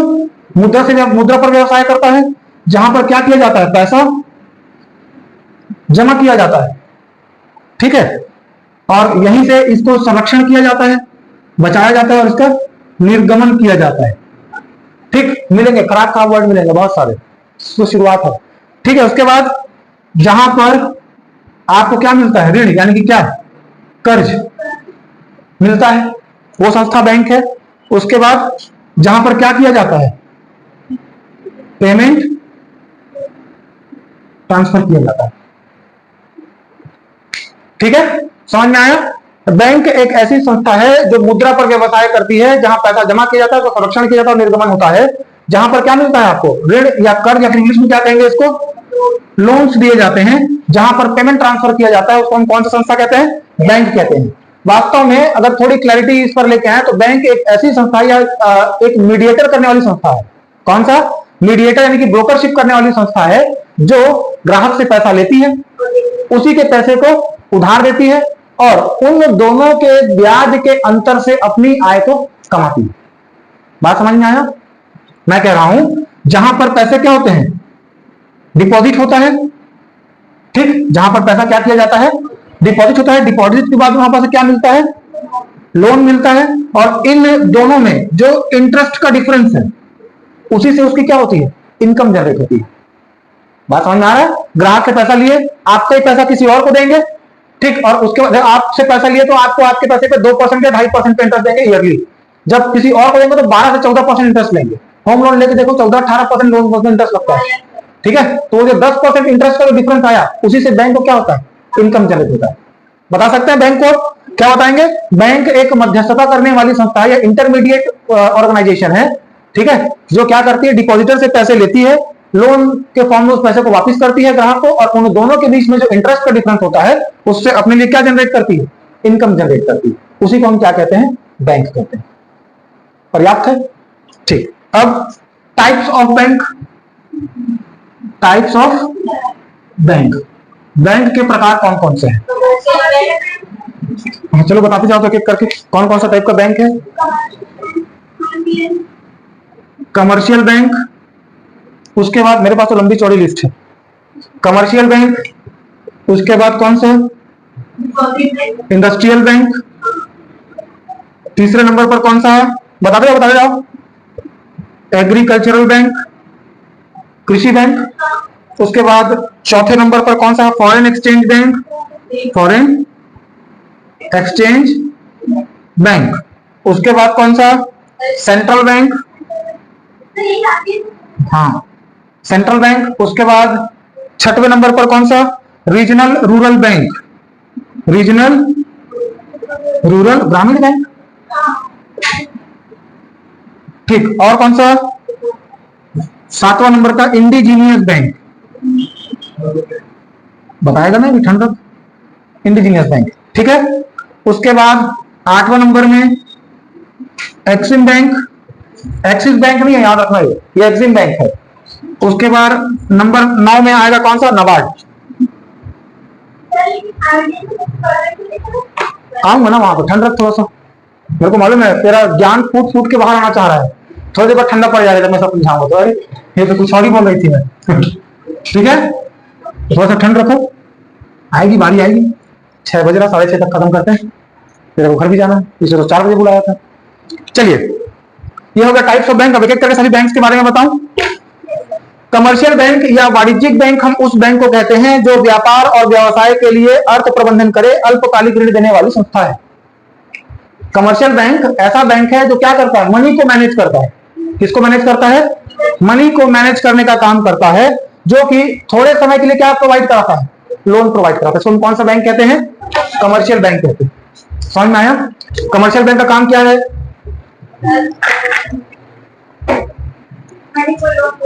मनी को कैसे लोन प्रोवाइड करोगे? जो क्या काम करता है? मैनेजमेंट ऑफ मनी का काम करता है। किसका काम करता है? मैनेजमेंट ऑफ मनी का काम करता है। किसके लिए? बिजनेस ऑर्गेनाइजेशंस के लिए या ट्रेड ऑर्गेनाइजेशंस के लिए। ठीक, हिंदी में व्यापार और व्यवसाय के लिए अर्थ प्रबंधन करने का काम कौन करता है? अर्थ का मतलब होता है पैसा। अर्थ, पैसा, ठीक है। अर्थ का मतलब क्या होता है? पैसा, ठीक है ना। किसके लिए? व्यापार या व्यवसाय के लिए मुद्रा के को क्या करने का काम करता है? मैनेजमेंट करने का काम करता है, और थोड़े समय के लिए या शॉर्ट इंटरवल ऑफ टाइम के लिए क्या प्रोवाइड करता है? लोन प्रोवाइड करता है। वो कौन सा बैंक है? कमर्शियल बैंक है। ठीक, सेम इंडस्ट्रियल या औद्योगिक बैंक किसे कहेंगे? इंडस्ट्रियल बैंक वो होगा जो मुद्रा के प्रबंधन के लिए लॉन्ग टर्म लोन प्रोवाइड करे, वो इंडस्ट्रियल बैंक है। देखो छोटा छोटा माइन्यूट डिफरेंस है। मैनेजमेंट ऑफ मनी ये दोनों कर रहे हैं, लेकिन ये शॉर्ट टर्म के लिए लोन देता है, और इंडस्ट्रियल बैंक लॉन्ग टर्म। भाई इंडस्ट्री सेटअप करना है तो 2-4 रुपए में थोड़ी काम होने वाला है। 400, 500, 700, 1000 करोड़ रुपए में काम होता है, तो ये पैसा कोई 2 दिन में तो नहीं चुका सकता। बात समझ में आ रही है? तो इंडस्ट्रियल बैंक कौन होगा? जो लॉन्ग टर्म लोन प्रोवाइड करेगा। तो उसके बाद एग्रीकल्चरल बैंक, तो एग्रीकल्चरल बैंक वो बैंक होंगे, ठीक है। एग्रीकल्चरल बैंक कौन सा? एग्रीकल्चरल बैंक ना। अच्छा, ये कोई अलग से बैंक नहीं होता है। एग्रीकल्चरल बैंक कोई अलग से बैंक नहीं होता है। इसमें ये लिखा हुआ है कि अलग से कृषि बैंक नहीं होता है। ये काम कौन से बैंक करता है? जो कृषि सहकारी बैंक आता है, जानते हो? सहकारी बैंक मर्यादित ऐसा लिखा रहता है। सहकारी बैंक, कोऑपरेटिव बैंक, नाम सुने कोऑपरेटिव बैंक का? कोऑपरेटिव बैंक या भूमि विकास बैंक या स्टेट बैंक, भारतीय स्टेट बैंक, एसबीआई, ये सभी के अंदर, जैसे यूनाइटेड नेशंस पढ़े यूएनओ, उसके अंदर में अलग अलग छोटी छोटी संस्थाएं हैं, वर्ल्ड हेल्थ ऑर्गेनाइजेशन, ये दुनिया भर की। वैसे ही ये जो बैंक है, कौन कौन से बैंक बताया मैं? कृषि सहकारी बैंक या भूमि विकास बैंक या स्टेट बैंक, ये इन्हीं के अंदर का एक ब्रांच होता है जो कौन से टाइप के लेन देन को सेटअप करते हैं? एग्रीकल्चरल को सेटअप करते हैं, इसलिए वो क्या कह दिया जाता है? एग्रीकल्चरल बैंक कह दिया जाता है। इसमें जो 3 टाइप थे, किसके लिए? एग्रीकल्चरल बैंक के लिए। जो एग्रीकल्चरल बैंक है ये कोई अलग से बैंक नहीं होता है, मैं कह रहा हूं। ये होगा कौन सा? कोऑपरेटिव बैंक, या फिर दूसरा कौन सा बताया मैं? स्टेट बैंक, ठीक। और अच्छा कौन सा बैंक था? भूमि विकास। इन्हीं के अंतर्गत होता है। जो कोऑपरेटिव बैंक होंगे वो क्या करेंगे? कोऑपरेटिव कृषि सहकारी बैंक, ये अल्पकालीन की शॉर्ट टर्म के लिए लोन प्रोवाइड करेंगे। शॉर्ट टर्म लोन्स प्रोवाइड करते हैं। किस काम के लिए? एग्रीकल्चर के लिए। जैसे इस फसल, आप किसान वाली फैमिली को तो पता होगा, जैसे बुआई का टाइम आया, बैंक से लोन ले लो, जैसी फसल काटे वो फिर सेटलमेंट हो जाता है। मतलब 1 साल के लिए, 2 साल के लिए जो लोन मिलता है वो ही मिलता है शॉर्ट टर्म के लिए। हाँ कि नहीं? समझ में आ रहा है? हाँ। उसके बाद जो भूमि विकास बैंक है, ये 5 साल से लेकर के 25 साल के लिए आपको लोन देगा। कितने समय के लिए? 5 साल से लेकर के 25 साल तक के लिए लोन देता है। बाकी स्टेट बैंक तो आप जानते ही, हर जगह ब्रांच है इसके। समझ में आया क्या? ये सभी कौन से बैंक होंगे? ऐसे बैंक होंगे जो कृषि लोन मिलता है ना, केसीसी लोन कहते हैं, वो सब यही, और ये अलग अलग बैंकों से आपको मिल सकता है। ठीक है। ये भूमि विकास बैंक लैंड रिफॉर्म्स की बात है। पढ़े क्या लैंड रिफॉर्म्स एक्ट? कहीं तो पढ़े हैं लैंड रिफॉर्म्स के बारे में, पॉलिटिकल साइंस से पढ़े क्या? लैंड रिफॉर्म्स 1951, भूमि सुधार पढ़े? एग्रीकल्चरल में होगा, पढ़िएगा उसमें। ठीक। उसके बाद कौन सा? फॉरेन एक्सचेंज बैंक, जो कि क्या कर रहा है आपको? फॉरेन ट्रेड के लिए। जैसे मान लो कि आपकी कंपनी विदेश में कोई और टाइप की मुद्रा चलती है, आपके देश की मुद्रा कुछ और है, तो इन दोनों मुद्रा को एक्सचेंज करने का काम कौन करेगा? फॉरेन एक्सचेंज बैंक करेगा। बात समझ में आ रहा है? उसके बाद आता है किस पर? सेंट्रल बैंक पर। कहां गया सेंट्रल बैंक? सेंट्रल बैंक है तो सेंट्रल बैंक का कौन होगा? आरबीआई, रिजर्व बैंक को bank of India. Central bank वो बैंक होगा जिसको बैंकों का बैंक कहेंगे। ठीक है, बैंकों का बैंक, जैसे कि कौन सा? Reserve bank, RBI. ठीक है, जो कि मुद्रा का निर्गमन करना, नियमन करना, क्रेडिट, बैंक पॉलिसी, इन सभी चीजों को क्या करता है? काम करता है। यानी कि जो सेंट्रल बैंक होगा, ये जो सेंट्रल बैंक है, ये किसी को पैसा कर्जा बांटने काम नहीं करता है। सेंट्रल बैंक, जिसको हम लोग अभी फिलहाल किस नाम से जानते हैं? आरबीआई के नाम से इसको हम जानते हैं। इसको क्या कहा जाता है? Bank of the bank. क्या? Banks of bank. ठीक है, क्या काम करेगा? तो बाकी बैंक को रेगुलेट करने का, मॉनेटरी पॉलिसी इंट्रोड्यूस करने का। क्या क्या काम बता रहा हूं मैं? मुद्रा को नियमित करेगा, यानी कि मॉनेटरी पॉलिसी बनाएगा। उसके बाद क्रेडिट फैसिलिटीज को वो करेगा। उसके बाद क्या होगा? बैंकों को सेंट्रलाइज, बैंकों के लिए पॉलिसी रेगुलेशन आदि करने का काम कौन करता है? सेंट्रल बैंक करता है। तो पहले जब आरबीआई पढ़े तो सबसे पहले सेंट्रल बैंक क्या होता है ये बता दीजिएगा, फिर इसके एग्जाम्पल में आरबीआई बताएंगे आप। ठीक है, तो अजय पूछा है कि आरबीआई क्या है, तो RBI is a type of central bank, है ना, विच रेगुलेट्स और controls the other banks, which is responsible for the monetary policy, credit facilities and banking regulations. बात समझ में आ रही है कि ग्राहक का कितना पैसा आप जमा लोगे, ग्राहक को कितना ब्याज देना, ये सभी कौन डिसाइड करता है?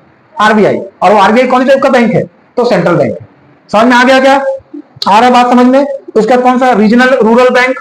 छोटा छोटा डेफिनेशन एक लाइन का, ठीक है, उसके बाद समझाना कितने सारे बैंक है और सब अलग अलग कौन से होते हैं। ठीक है, रीजनल रूरल बैंक ये कौन से बैंक होंगे? ये लीड बैंक होंगे जो गांव में बैंकिंग सुविधा के विकास के लिए बनाए जाएंगे। कौन से बैंक? ग्राहक सेवा केंद्र जानते हो? कभी देखे कस्टमर पॉइंट? नहीं देखे कभी?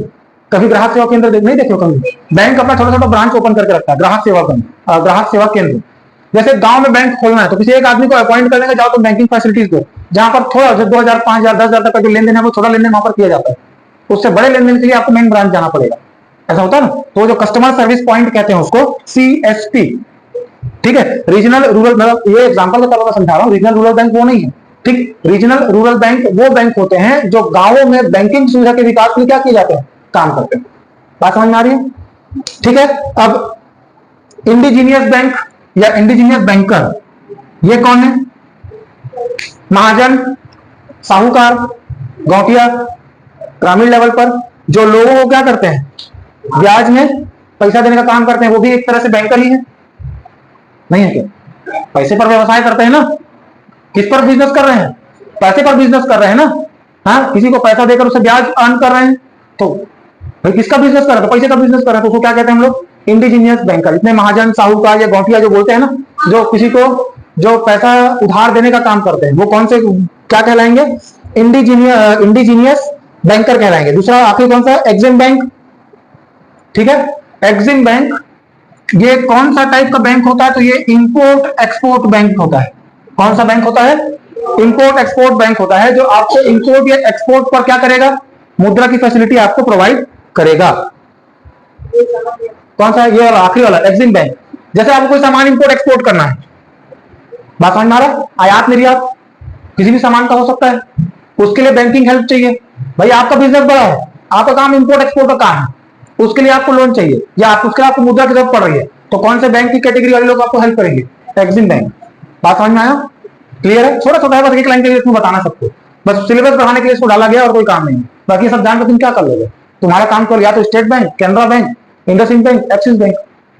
आरबीआई का तो कभी नौबत आएगा ही नहीं, लेकिन एग्जाम में लिखना है तो पता होना चाहिए। टाइप्स ऑफ बैंक बता पाएंगे? एक आखिरी बचा कौन सा? नाबार्ड।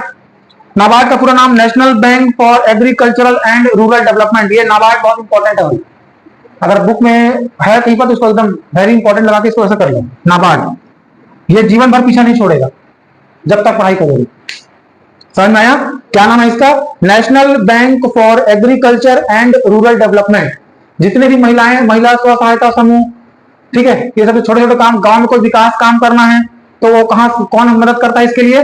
नाबार्ड। समझ में आया? क्या है? नेशनल बैंक फॉर एग्रीकल्चर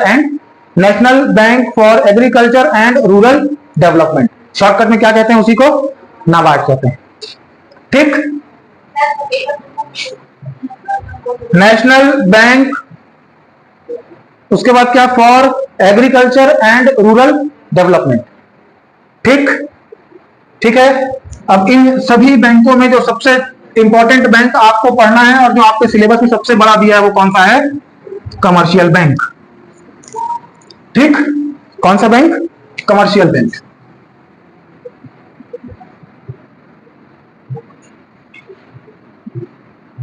ठीक है, कमर्शियल बैंक ऐसे बैंक जिनको स्थापित किया जाता है या स्टैब्लिश किया जाता है इंडियन कंपनीज एक्ट के अंतर्गत। कौन सा एक्ट कह रहा हूं मैं? Indian companies act. इस अधिनियम के तहत जितने भी बैंक स्थापित किए जाते हैं उन सभी बैंक को क्या कहा जाता है? कमर्शियल बैंक कहा जाता है। ठीक है, जैसे कि Allahabad bank, Punjab national bank, central bank of India और बैंक ऑफ बड़ौदा। ठीक है, ये सभी बैंक कौन से बैंक हैं? जो इंडियन कंपनीज एक्ट ICA के अंतर्गत क्या किए जाए? रजिस्टर्ड है। बात समझ में आ रही है? टाइप्स क्या होंगे इसके, यानी कमर्शियल बैंक की भी टाइप है। ये दो तरह से बैंक होंगे, एक वो बैंक होंगे जो अनुसूचित है और एक वो बैंक है जो गैर अनुसूचित है, यानी कि वो जिनको शेड्यूल्ड कहा जाता है, और दूसरा कौन सा? Non scheduled. ये कौन सा? शेड्यूल्ड बैंक है। और ये कौन से बैंक है? जो नॉन शेड्यूल्ड बैंक की कैटेगरी में रखे जाते हैं। समझ में आ रहा? ठीक, बैंकिंग भी जा रहा है थोड़ा सा लंबा चौड़ा, आखिरी टॉपिक। ठीक है, अब शेड्यूल्ड बैंक कौन सी यहां पर लेके चलते हैं इसको। शेड्यूल्ड बैंक किसे कहते हैं या अनुसूचित बैंक किसे कहा जाएगा? तो वो सभी बैंक जो क्या है, RBI एक्ट कौन सा? 1934 में, RBI एक्ट 1934 के शेड्यूल 2 में, अनुसूची 2 में क्या किए गए हैं? लिस्टेड है, या जिनका नाम RBI एक्ट 1934 में शेड्यूल 2 में वर्णित है, उनको कौन कौन से बैंक कहते हैं? शेड्यूल्ड बैंक कहते हैं। ये वो बैंक होंगे जिनके पास क्या होगी? अधिकृत पूंजी होगी। अधिकृत पूंजी यानी कि कैपिटल होगा। उसके बाद में जिनके पास क्या होता है? रिजर्व कोष को क्या बोलते हैं? फंड। रिजर्व फंड होगा कितना तक का? 5 लाख तक का। ठीक, जिनके पास क्या है? अधिकृत पूंजी प्लस रिजर्व फंड, दोनों कैपिटल और रिजर्व फंड दोनों मिलाकर कितना होना चाहिए? कम से कम 5 लाख का होना चाहिए। ये कंडीशंस है कौन कौन से बैंक शेड्यूल्ड बैंक की कैटेगरी में आएंगे। ठीक है ना? इसके बाद वो बैंक जिन्होंने क्या किया हुआ है, RBI के पास अपनी कुल डिपॉजिट लिमिट का कम से कम कितना परसेंट? 15% जमा करके रखा हुआ है। किसके पास? RBI के पास। वो सभी कौन से बैंक कहलाएंगे? शेड्यूल्ड बैंक कहलाएंगे। जो क्या करते हैं? वीकली रिपोर्ट देते हैं, साप्ताहिक रिपोर्ट देते हैं। किसको? RBI को। ठीक, 4 कंडीशन है, ज्यादा नहीं है। कमर्शियल बैंक किसे कहेंगे तो ये 4 कंडीशन बता सकते हैं। उसके बाद ऐसे बैंक जो डिपॉजिटर से धोखाधड़ी नहीं कर सकते। क्या कह रहा हूं मैं? ऐसे बैंक जो डिपॉजिटर के सामने क्या नहीं करते? अहित नहीं कर सकते। अहित का मतलब क्या होगा इंग्लिश में? अहित, एक होता है हित, दूसरा क्या? अहित। मतलब हो सकता है ना, डिपॉजिटर सामने क्या नहीं कर सकता? गलत नहीं कर सकता, उनका पैसा लेके नहीं भाग सकता, उनको पैसा बेवजह काट नहीं सकता। ठीक है, ये सभी बैंक कौन से बैंक कहलाएंगे? शेड्यूल्ड बैंक कहलाएंगे। क्या क्या कंडीशंस हैं? जिनके पास इनका ओन कैपिटल और रिजर्व फंड का लिमिट कितना? 5 लाख तक कम से कम इतना मनी होना चाहिए। जो RBI के पास क्या करते हैं? कुल डिपॉजिट लिमिट का 15% क्या जमा करते हैं। उसके बाद जो साप्ताहिक रिपोर्ट रिप्रेजेंट करते हैं किसको? RBI को। उसके बाद जिनके पास क्या होता है? डिपॉजिटर्स के साथ उनको क्या नहीं कर सकते? कोई गलत कृत्य नहीं कर सकते। इन सभी बैंक को क्या कहा जाता है? शेड्यूल्ड बैंक कहा जाता है। कहां पर शेड्यूल्ड है? तो RBI एक्ट 1934 में जो शेड्यूल 2 होता है उसमें इन सभी बैंक से क्या है? सूची दी गई है, और वहां पर उन बैंकों के नाम है जो सारे काम करते हैं। बात समझ में आया? नॉन शेड्यूल्ड बैंक कौन से बैंक होंगे? जो सभी काम नहीं करते हैं। ठीक है, समझ में आया क्या? ठीक, अब आगे चले किस पर? Functions of bank.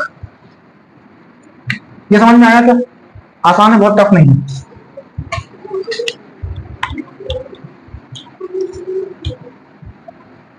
बैंक के क्या क्या काम होते हैं? बस इतना ही पता है? देखो, दोनों शीट भरना पड़ेगा। बैंक फंक्शंस, बैंक के क्या क्या काम होते हैं? सबसे पहला काम क्या? डिपॉजिट। सबसे पहला फंक्शन कौन सा? ये तो होगा आपके पास बैंक के क्या काम है, तो क्वेश्चन भी होना चाहिए एक्सरसाइज में, है क्वेश्चन। बैंक के फंक्शन क्या होता है? डिपॉजिट। कौन कौन से टाइप के डिपॉजिट लेता है ये? कौन कौन से टाइप की डिपॉजिट लेता है? तो करंट अकाउंट में डिपॉजिट लेता है।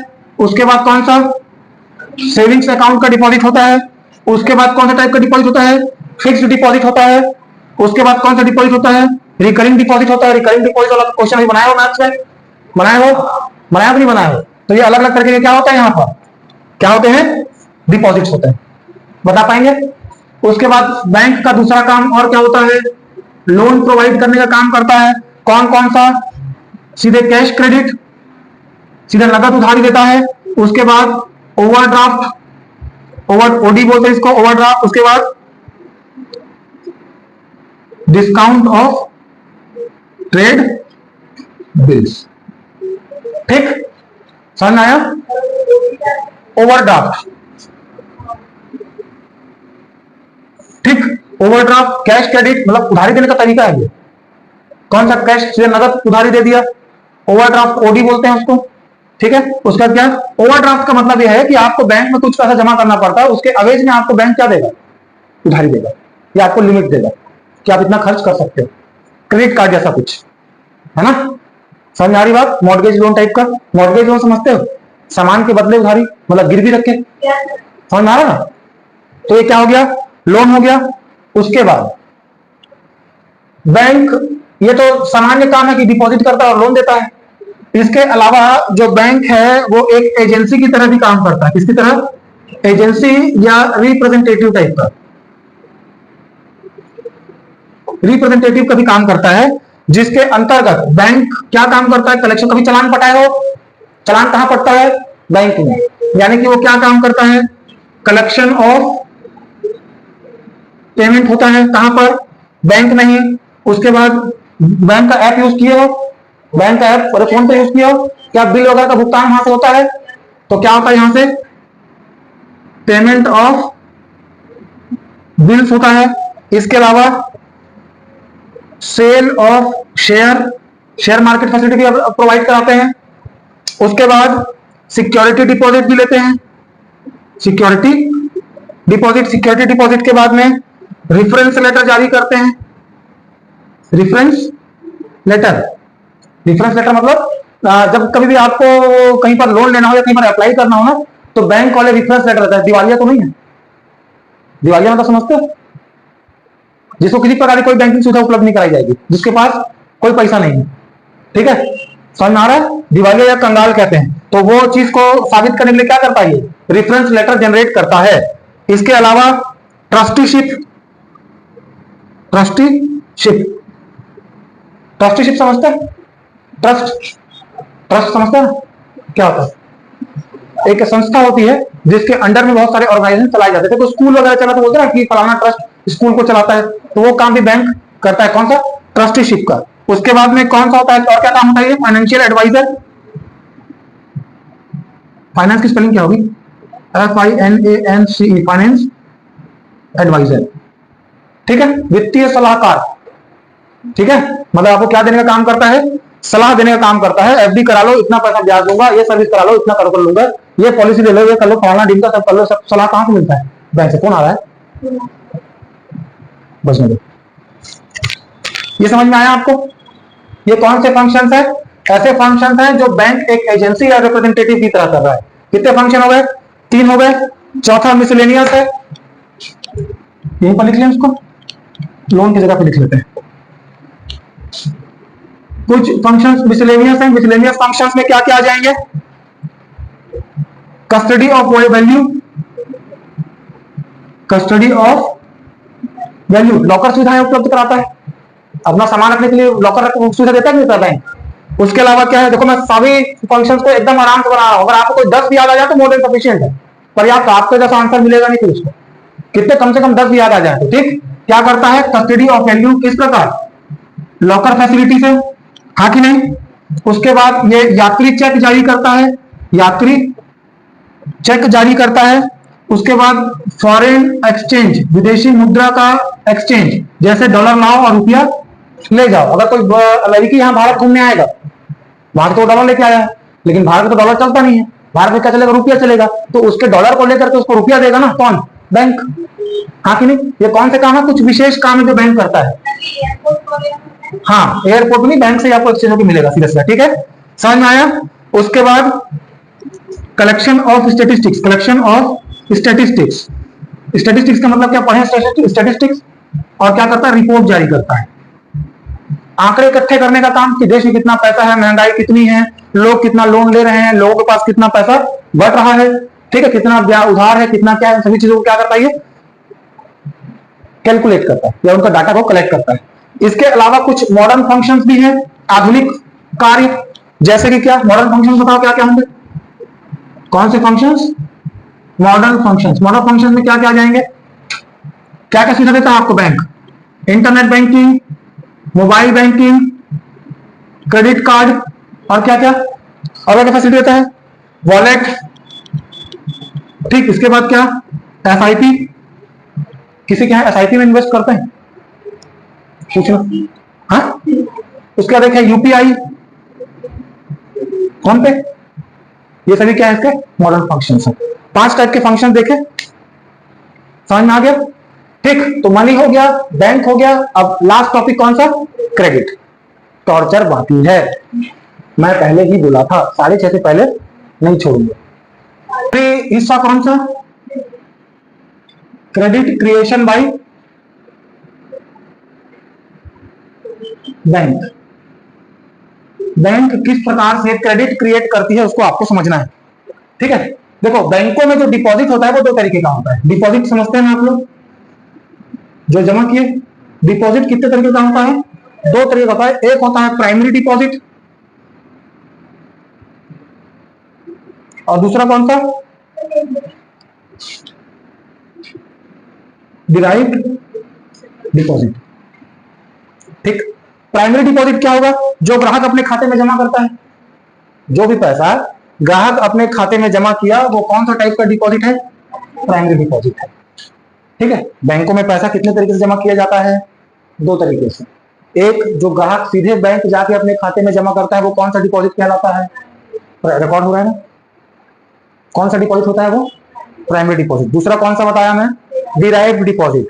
डिराइव्ड डिपॉजिट क्या होता है, जब बैंक अपने ग्राहक को क्या देगा, लोन देगा।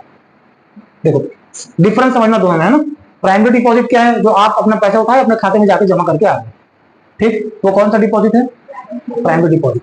दूसरा कौन सा, डिराइव्ड डिपॉजिट। डिराइव्ड डिपॉजिट वो डिपॉजिट है जिसको जब बैंक किसी को क्या देता है, कर्ज देता है या लोन देता है या बोल सकते क्या, ऋण देता है, तो वो अपने ग्राहक के खाते में पैसा डालता है। ये वो पैसा है जो आप बैंक में जाके जमा किए, ये वो पैसा है जो बैंक आपके खाते में डाला। किसके फॉर्म में, लोन के फॉर्म में। किसके फॉर्म में, लोन के फॉर्म में। इसमें तो आप सच में कुछ ले जाकर देते हैं उसको, इसमें क्या सच में बैंक आपको कुछ देता है, आपके अकाउंट में फिर सिर्फ नंबर्स रिफ्लेक्ट होते हैं, जो कि किसके फॉर्म में होते हैं, लोन के फॉर्म में होते हैं। डिराइव्ड डिपॉजिट वो डिपॉजिट होगा जब बैंक अपने किसी ग्राहक को लोन देता है तो ग्राहक के खाते में जो उसी बैंक में है, जैसे स्टेट बैंक से लोन लोगे तो आपका खाता स्टेट बैंक में होना जरूरी है ना, हाँ कि नहीं।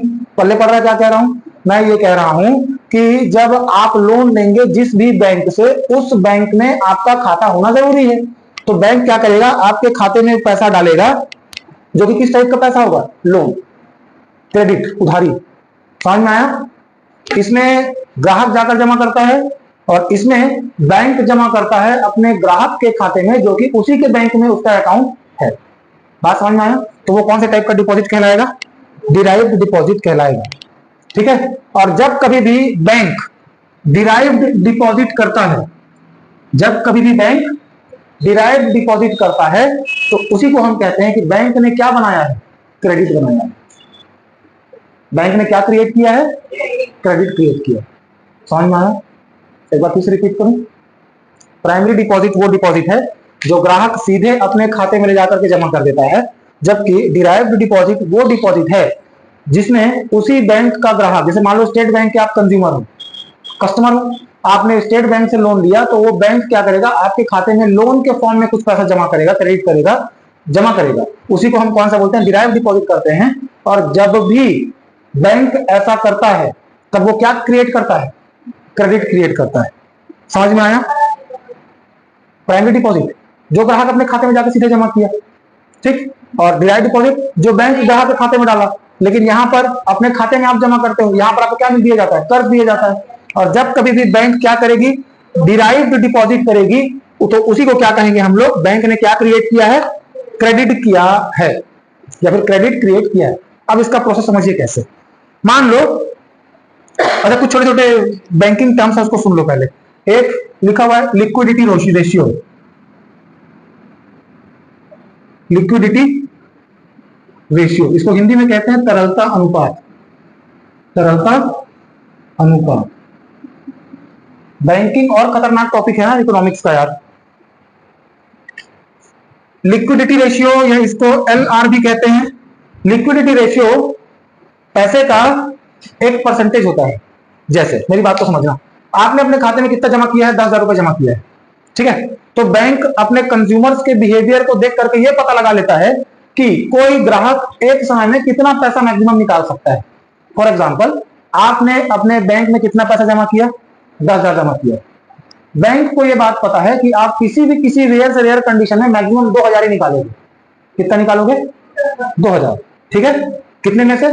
10,000 में से। भाई वो पैसा मान को 10 लाख रुपए, बैंक को ये पता है कि आप 10 लाख से मैक्सिमम 2 लाख ही निकाल सकते हो, उससे ज्यादा नहीं निकालोगे, है ना।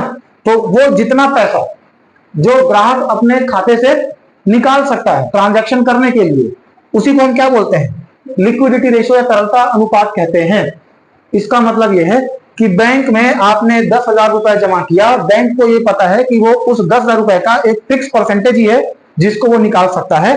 मान लेते हैं बैंक ये कहता है कि आप अपने अकाउंट का 20% ही निकालोगे किसी रेयर कंडीशन में, मतलब 10,000 के पीछे कितने रुपए? 2,000 रुपए। 10,000 का 20% 2,000 रुपए होगा। तो ये जो 2,000 रुपए है ये बैंक हमेशा अपने पास रखेगा।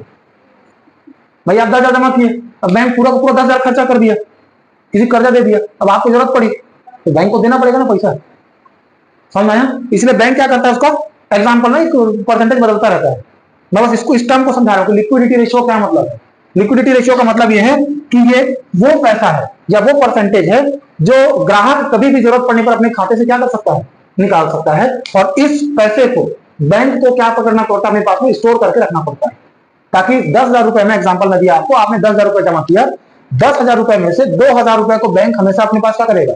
बचा के रखेगा, ताकि कभी इमरजेंसी पड़ी ग्राहक को तो वो 2,000 रुपए उसको देना पड़ेगा। बाकी का 8,000 क्या करेगा? वो ब्याज बांध देगा उधारी में। समझ में आया? समझ में आया? समझ में आया कि लिक्विडिटी रेशियो क्या होता है? समझ में आ गया कि बैंक ये मान के चलता है कि उसका जो भी ग्राहक है वो किसी रेयर कंडीशन में कुल पैसे का 20% ही निकाल पाएगा या निकालेगा। इसलिए इस पैसे को क्या करता है? अपने पास सुरक्षित रखता है। वही क्या है? Liquidity ratio. समझ में आ गया ना? नाम कुछ और काम कुछ और, ठीक। समझ गए बात को? आगे बढ़े। अब इसमें बचा कितना? 8,000 रुपये बचा। भाई मैं क्रेडिट कैसे क्रिएट हुआ है उसका प्रोसेस बता रहा हूं। एक ग्राहक ए था, ए जाकर 10,000 रुपए जमा किया, बैंक ने उसका लिक्विडिटी रेशियो 2,000 रुपए अपने पास रखा, बाकी का 8,000 किसको दे दिया? किसी आदमी को दे दिया जो कि आदमी बी है। ए कितना जमा किया? 10,000, ठीक है, जिसमें से 8,000 प्लस 2,000 जो कि 2,000 क्या था? लिक्विडिटी रेशियो के फॉर्म में अपना बचा लिया बैंक ने। बैंक फिर इस 8,000 रुपीज को उधारी देगा, बी को खाते में क्रेडिट करेगा, बी के खाते में डाला, ठीक है ना। ए के खाते में अभी 10,000 दिखा रहा है, बी के खाते में 8,000 और आ गया। बैंक 10,000 रुपए में से कितना पैसा बना लिया? 18,000 बना लिया। जबकि बैंक के पास कितना पैसा आया था? केवल 10,000 आया था, हाँ कि नहीं? क्या 8,000 उसके पास और आया था? नहीं आया था। लेकिन बी के खाते में 8,000 दिखा रहा है, इसके भी खाते में 10,000 दिखा रहा है। टोटल कितना पैसा हो गया? तो 8,000 का क्या क्रिएट हो गया, ठीक। और सुनो आगे, अब ये बी 8,000 रुपए अपने पास रखेगा, फिर इसका लिक्विडिटी रेशियो कितना परसेंट होगा? 8,000 का 2%, 1,600 रुपए के आसपास, है ना। 20%। कितना बचा इसके पास? उसके बाद से 6,300। इस 6,300 का फिर वो किसी को क्या करेगा? बैंक सी को कर्जा दे दिया। बात पल्ले पड़ा, ऐसे करके कर्जा बांटते जाता है, लेकिन उसका पैसा कितना अभी भी 10,000 ही है, और उस 10,000 से वो 50,000 बना लेगा बैंक। बात समझ में आ रहा है? हमको लगता है लोग पैसा लेके भाग गए, पैसा लेके कोई नहीं भागा। समझ में आया क्या? ये समझ में आया?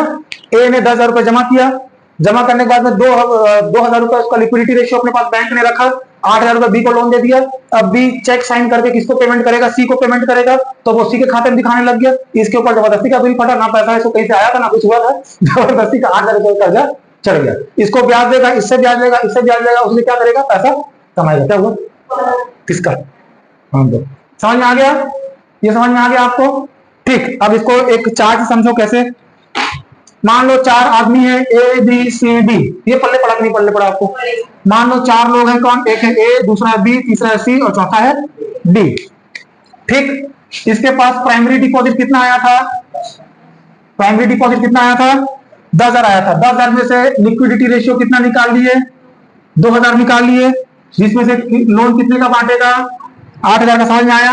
ये 8,000 का लोन किसको गया? बी को गया। 8,000 से फिर इसका लिक्विडिटी रेशियो कितना निकल जाएगा, 1600। 1600 में कितना बच गया इसके पास, 6400। ये 6400 किसको पेमेंट करेगा, सी को पेमेंट करेगा। समझ में आ रहा है पैसा कैसे घूम रहा है। फिर इस 64 का 1280 रुपए लिक्विडिटी रेशियो रिकॉर्ड कर लिया जाएगा। इसका कितना बचा, 5100 रुपए। कितना बचा, समझ में आइए। फिर किसके पास घूम किस जाएगा, डी के पास। तो ऐसा पैसा क्या हो रहा है, रोटेट होते जा रहा है। आखिरी में जब फाइनली कैलकुलेशन किया जाएगा तो ये 10, 8, 18, ठीक है, 10, 8, 18, 18 और 6, ये टोटल मान लो कितना हो रहा है, 50,000 के आसपास हो रहा है। ठीक, बैंक के पास लिक्विडिटी रेशियो कितना, इसका 20%, तो इसका 20% कितना, 10,000। तो बैंक को अपने पास रिकॉर्ड मेंटेन करना है, लेकिन क्रेडिट कितने का मेंटेन कर दिया इसने, कितने का क्रेडिट मेंटेन कर दिया, 40,000 का। तो 40 + 10 = 50,000 रुपए। अब एक चीज ध्यान रखना, पैसा कितना आया था प्राइमरी डिपॉजिट बैंक के पास, उसके पास इमरजेंसी के लिए कितना पैसा बचा है, पैसा बैंक के पास वो 10,000 जो आदमी जमा किया था वो 10,000 अभी भी बैंक के पास क्या है, रखाया हुआ है। लेकिन बैंक कितने कर्जा बांट चुका है, उसी 10,000 रुपए के अवेज में। समझ में आया। तो ये प्रोसेस है क्या, क्रेडिट क्रिएशन का। अब बैंक ने कितने का क्रेडिट बना लिया, कितने पैसे के अवेज में, केवल 10,000 जमा हुआ था बैंक के पास में। कितना जमा हुआ था, उस 10,000 रुपए का वो रेशियो अभी भी उसके पास रखा हुआ है बैंक में, है ना। और 40,000 रुपये और क्या हो गया, एड ऑन हो गया। तो समझ में आया कैसे बैंक क्रेडिट बनाता है, समझ में आया कि नहीं आया। थोड़ा उटपटांग लगा होगा, लेकिन ये यही तरीका है बैंकों का क्रेडिट क्रिएशन का। बेवजह का 40,000 रुपये बैंक के पास आ गया खाते में, हाँ कि नहीं। समझ में आया कि नहीं आया, पैसा कैसे घूमता है। एक बार और समझाऊं, मान लो किसी आदमी ने प्राइमरी डिपॉजिट कितने का किया, 10,000 रुपए का। 10,000 रुपए लिक्विडिटी रेशियो कितना बैंक अपने पास रखेगी, बचा कितना। अब ये 8,000 को बैंक क्या करने वाला है, डिराइव डिपॉजिट करने वाला है। क्या करने वाला है, डिराइव डिपॉजिट करने वाला है। किसके खाते में, बी के खाते में। बी के खाते में कितना पैसा आ गया। अब इस 8,000 से फिर इसका 20% 1600 बैंक अपने पास सेफ्टी डिपॉजिट रखेगा। उसके बाद कितना पैसा बचा इसके पास, 6400। 6400 को ये किसी सी को पेमेंट करेगा, जो कि फिर से क्या बन गया, डिराइव डिपॉजिट बन गया। समझ में आया। क्योंकि बैंक में पैसा घूम रहा है। प्राइमरी डिपॉजिट एक बार हुआ था, ये इनके लिए प्राइमरी डिपॉजिट है, लेकिन बैंक के लिए क्या है, ये डिराइव डिपॉजिट है। समझ में आया। ऐसा पैसा घूमता है। टोटल मान लो कितने लोगों के बीच 50,000 रुपए घुमा, कुछ लोगों के बीच में। बैंक के पास जो प्राइमरी डिपॉजिट था वो अब भी लिक्विडिटी रेशियो के फॉर्म पे रखा हुआ है। बैंक ने कितने का क्रेडिट बना लिया, बात समझ में आया। बात समझ में आया क्या। इसमें एक टर्म आएगा कौन सा, credit multiplier. Credit multiplier, credit multiplier यानी कि CM इक्वल्स टू होता है क्या, 1 कैश रिजर्व रेशियो, CRR कहते हैं इसको। हाँ, CRR यानी कि कैश रिजर्व रेशियो। समझ में आया। कभी भी जो ये क्रेडिट मल्टीप्लायर है, ये दिख रहा है क्रेडिट जो मल्टीप्लाई हो रहा है, वो डिपेंड करता है किस पर, कैश रिजर्व रेशियो पर। समझ में आया, समझ में आया कि नहीं आया। जो इसके पास कैश रिजर्व था उसका 4 टाइम्स यानी कि 40,000 रुपए क्या हो गया इसका क्रेडिट मल्टीप्लायर। समझ में आ रहा है कि नहीं आ रहा है, पल्ले पड़ रहा है कुछ। ये है क्या, बैंक द्वारा क्रेडिट क्रिएशन, बैंक कैसे क्रेडिट क्रिएट करती है, बस। ठीक, पल्ले पड़ा। अब उसके बाद आखिरी टॉपिक RBI, इसको अलग से कर लेंगे।